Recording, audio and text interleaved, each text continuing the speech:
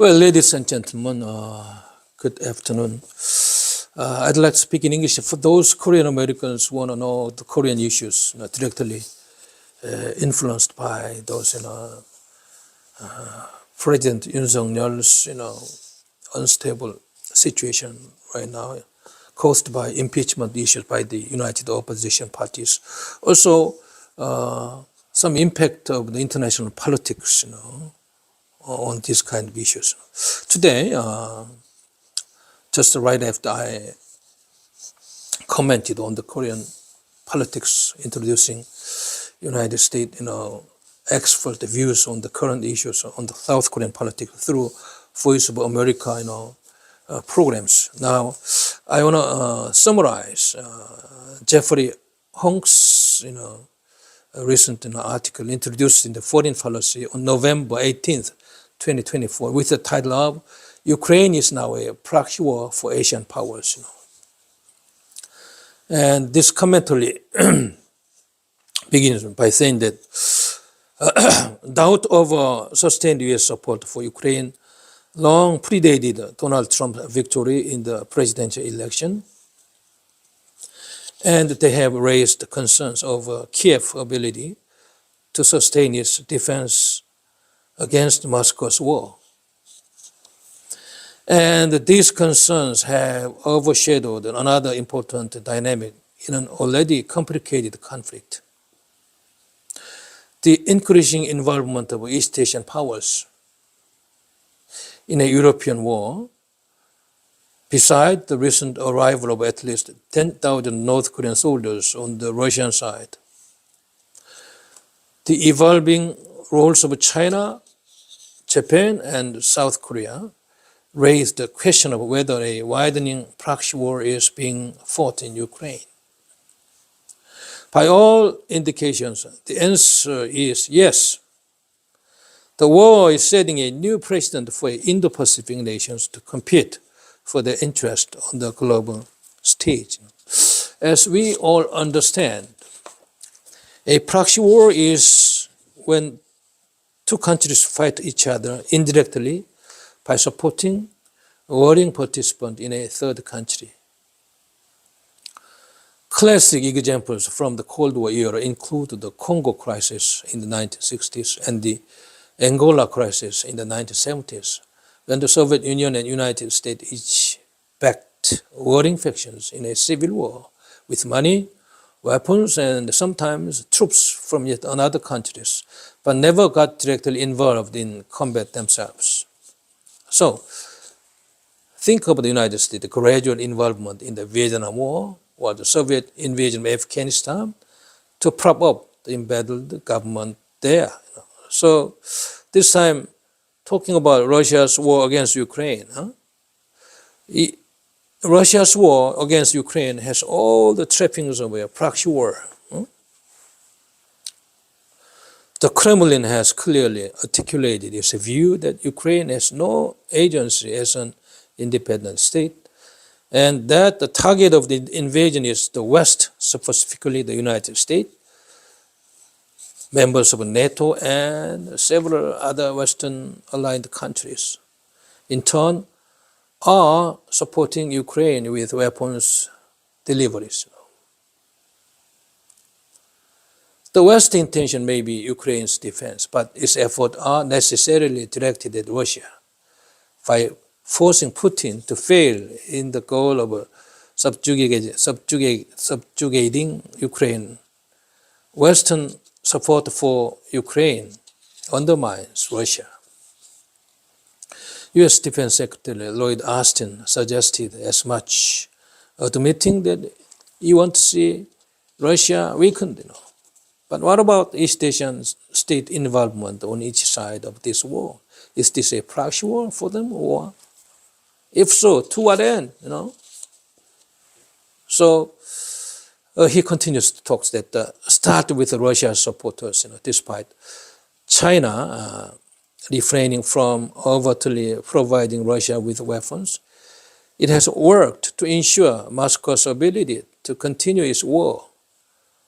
Not only has it opposed Western sanctions, but it has also used its diplomatic connections in the global south to prevent a broad condemnation of Russia.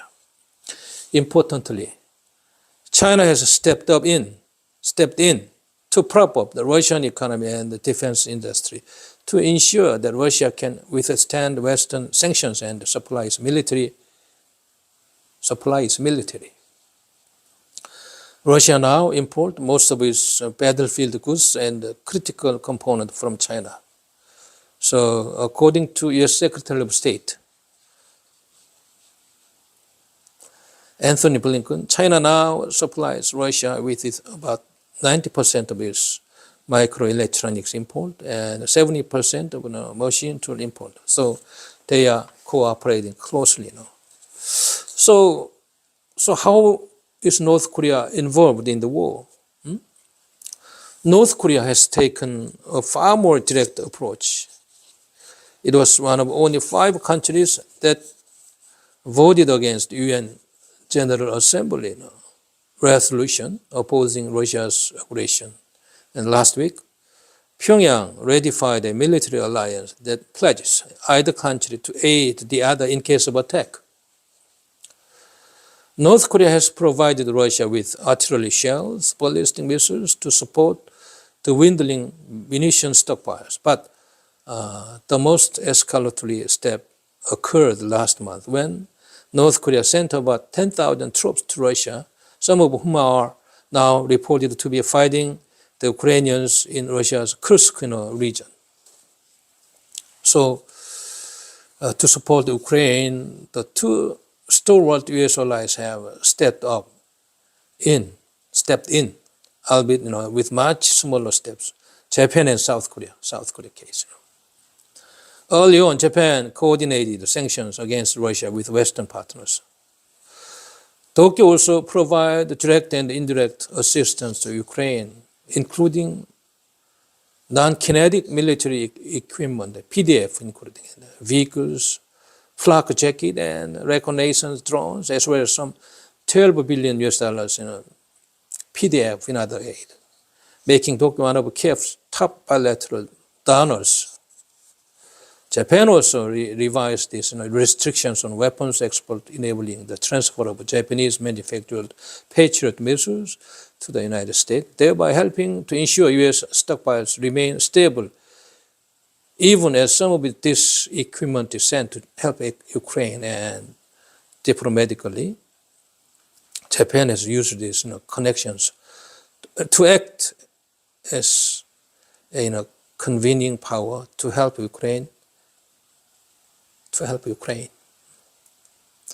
During Japan's 2023 G7 presidency, for example, then Prime Minister Kishida Fumio extended invitations to various countries from the global south so that Ukrainian President Zelensky could engage with their representatives at the group's May summit, something like that. How about South Korea's cases?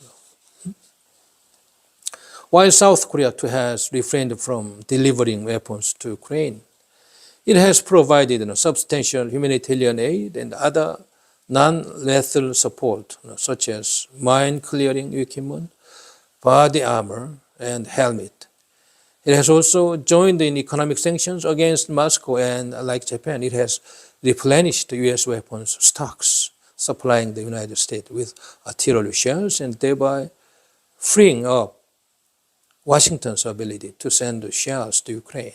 Similarly, South Korea has greatly increased defense exports to Poland, part of which backfilled the latter's deliveries to Ukraine in the early days of the war. So, following the news of North Korean troops arriving in Russia, Seoul is now considering a greater level of support, floating the idea of directly supplying Kiev with defensive and offensive weapons. So, what about the motivations of these 4 East Asian actors? These 4 East Asian actors have all the hallmarks of their being involved in a proxy war. Both Beijing and Pyongyang have an overarching strategic interest in seeing Moscow prevail. Both share Russia's vision of a post-Western world order in which the United States and its allies are weakened. Chinese President Xi Jinping and North Korean leader Kim Jong-un see Putin as an ally in a global struggle against the West, which makes supporting his war in Ukraine a strategic imperative.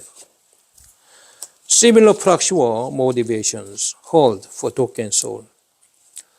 As a status quo power, Tokyo has a strategic interest in ensuring that existing order does not falter, including the post-World War II proscription of changing borders by force. As Kishida famously warned, Ukraine today may be East Asia tomorrow.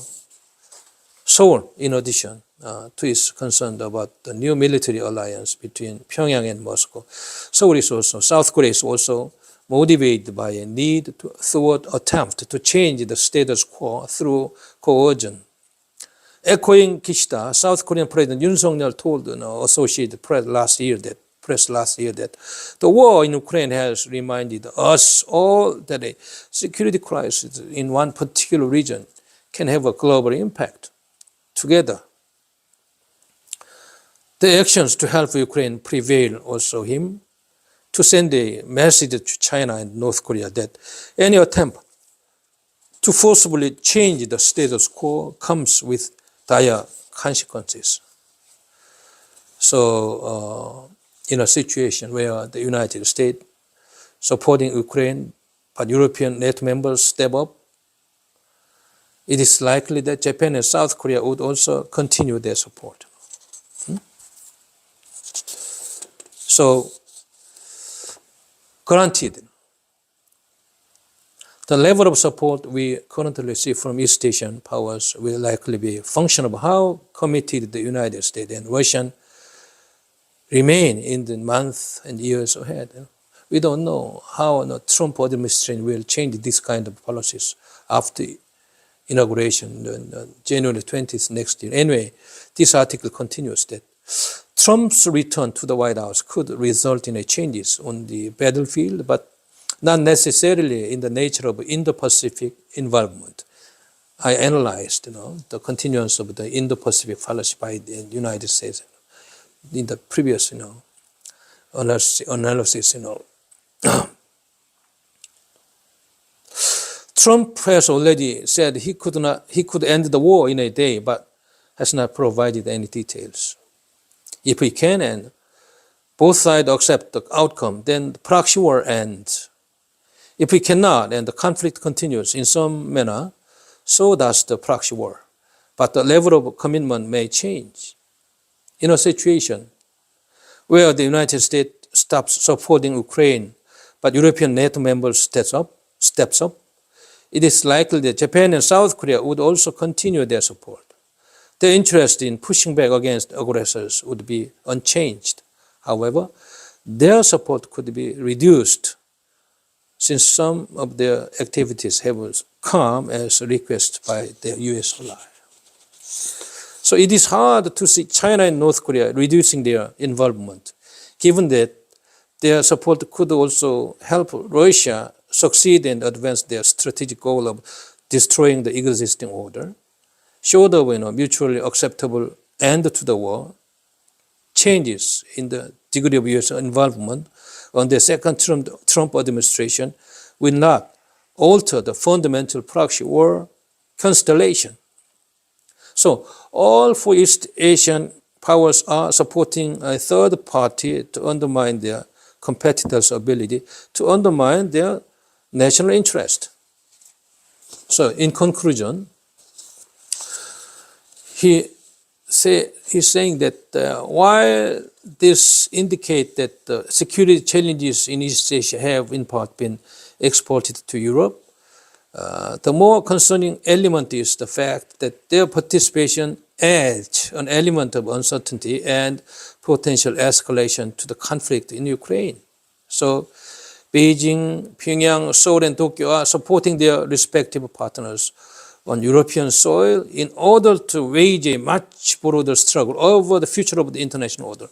This in turn indicates the extent to which the war has become global and has set a new precedent for how Asian nations compete for their interest in other parts of the world. So the reason why I introduced this English article, which was carried in the Foreign Policy in November this year, is that the impeachment trial, against President Yoon Suk-yeol could impact this kind of international order. Even though Trump wanted an end to the Ukraine war, probably it is not that easy to put an end to the war. As long as he continues to pursue Indo-Pacific strategies, as Biden administration did in the past, South Korea's strong commitment to the strong Korea-US alliance, to the trilateral alliance about Korea, Japan, the United States, is prerequisite for the national interest of the United States military operations in the region. Also, to the core interest of Japan and South Korea, which means that international politics even does not want President Yoon Suk-yeol's foreign policy to be changed in a direction of uncertainty, which in which Chinese Communist Party and pro-North Korean forces would prefer to change this kind of international order currently going on under the calculations of the Western powers against those authoritarian Putin, Xi Jinping, Kim Jong-un's allied calculations.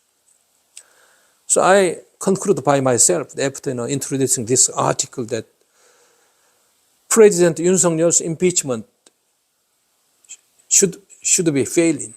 He must be back to the presidency as soon as possible for the stability and security interest of the liberal democratic nations in the world politics, so that we could expand more universal values based on liberal democracy, human rights, and economic prosperities, rather than being damaged by those authoritarian, dictatorial,